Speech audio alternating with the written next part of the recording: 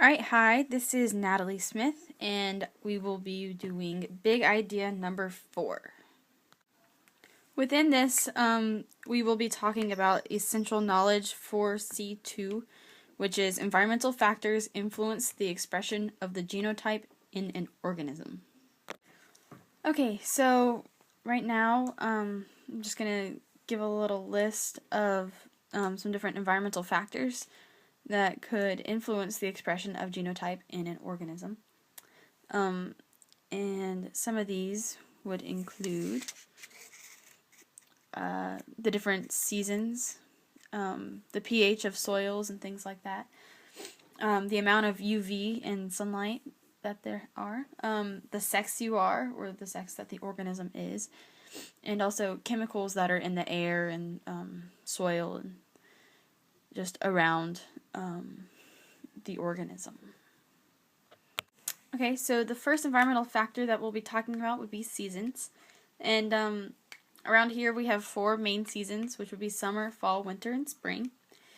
And the different seasons really affect like the type of fur and the color of the fur that many organisms have. It's like the consistency of the fur, like whether it's soft or more hard, I guess. The seasons that really have the main difference between expression of the genotype and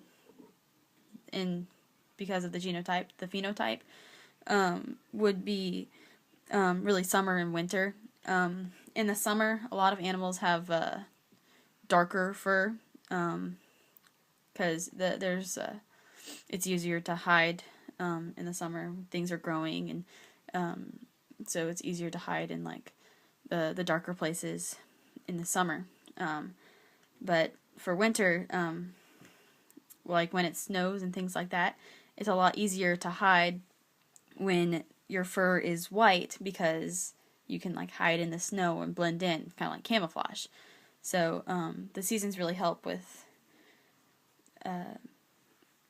how the genotype is expressed, being like looking at the different phenotypes and having a darker or lighter fur type. Okay, and so the second environmental factor would be pH. And pH can affect a plant by changing the color. Sometimes the petals of flowers contain chemicals which are natural indicators and can change color according to the pH of the soil. And an example of that would be hydrangeas.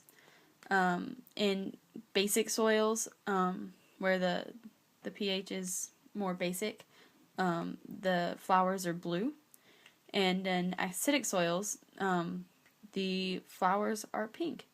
And actually, I believe if you add a basic to the acidic pink, the flowers will just change, not right away, but over time will change to blue. And the next environmental factor would be UV, which would also be like sunlight. And this could have a negative impact to the gene expression, because large amounts of UV can damage DNA, which then changes the chemicals that the cells produce, which could be very harmful to an organism's body. But in humans' eyes, UV could be a good thing because it helps give you a tan. The reason why is because your epidermis protects your skin and produces a hormone which increases the amount of melanin, which is that is produced, which in turn darkens your skin. For this one, for sex, which is male and female, there are a lot of different ways that genes can be expressed. For males, a lot of times, the hormone testosterone helps with the expression of the genotype, because it produces more male organs and things like that. And same with the female. There are certain types of hormones that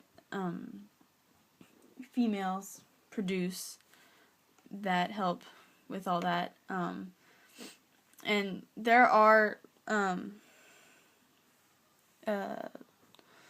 hormones that are the same in each.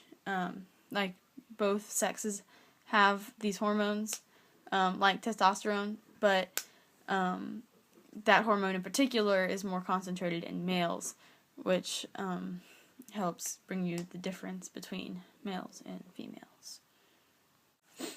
There are a lot of different chemicals that can impact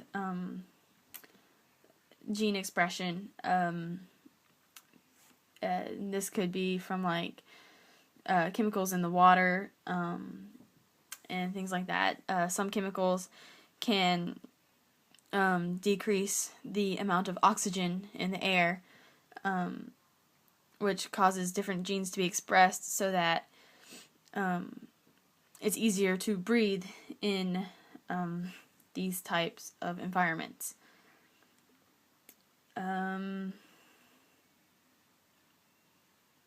Within the chemicals, these chemicals can also benefit, like I said, when talking about the pH of things. With the petals, they contain chemicals that help indicate like the type of pH that's in the soil, which helps adjust like the changing in the color and things like that. So chemicals can also be both helpful and harmful to the expression of the genotype in an organism. This was Natalie Smith doing Big Idea number 4.